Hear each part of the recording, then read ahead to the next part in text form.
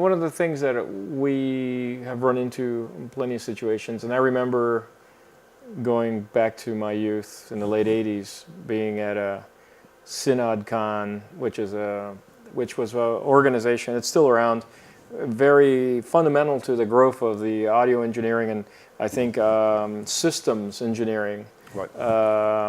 Let's say industry in the United States.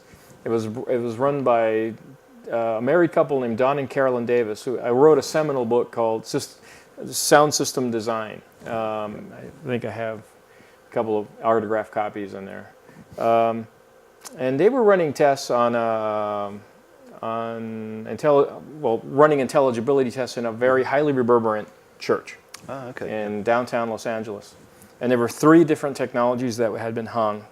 And we were in the audience, and back then, the advent of the CD player, they had this fellow that had been reading a couple of paragraphs.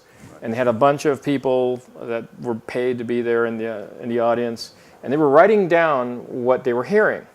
Okay. And the whole idea was 3 different technologies, a high Q, medium Q, very low Q, and placed in this highly reverberant space. Stone, not only was the problem that you had highly reflective surfaces, but you also, it wasn't really filled with people, right? Yeah. Which there's no absorption whatsoever in the space. But the result was that the low Q device won. Right.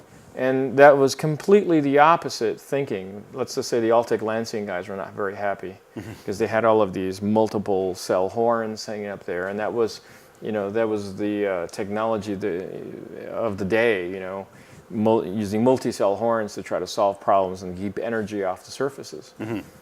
But the low Q device won, and people had a hard time understanding why. Mm-hmm. How's this possible? Because that's counterintuitive, that when you would put a very low Q device, you would have so many reflections that you would expect it to be completely unintelligible in the far field. Yeah, because you're driving walls in all directions. That's right. Yeah, yeah. So, but now we've talked a couple of times about this, and some theory, reading some books on psychoacoustics and doing some measurements.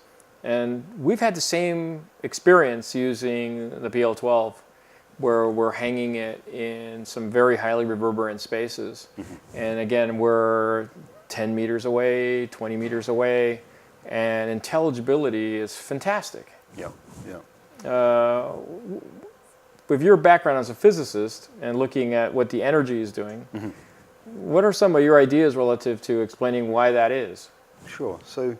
So to begin with, we should think about the energy coming off, let's say, a conventional loudspeaker.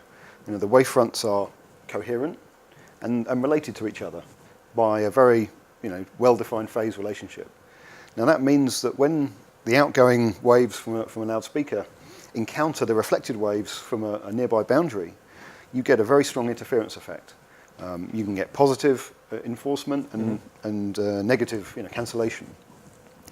And not only that, so that gives you the hot and cold spots at certain frequencies in the room. Sure. But it also gives you a very identifiable echo, essentially, because that echo is still very related to the original outgoing sound. The wavefronts are related. With a DML, because the output is diffuse, predominantly diffuse, because we talked about this initial impulse spike, but most of the energy is in the diffuse tail. So most of the energy that travels out from a DML, when it encounters a boundary, of course it's going to be reflected. It's energy hitting a boundary, it's going to be reflected. But what's key is that it's not related, mostly not related to the original outgoing energy. So when they merge, A, they don't create an interference effect, or don't create a strong interference effect. But secondly, it doesn't necessarily sound like a strongly defined echo, because it's not related. Your ear isn't relating that sound to this sound in terms of its phase, because it doesn't have a strong phase relationship. So you don't perceive a reverberant room as sounding, very reverberant. And that's why we find it works so well in the environments that you describe. Wow. I'm still trying to wrap my head around that one. So,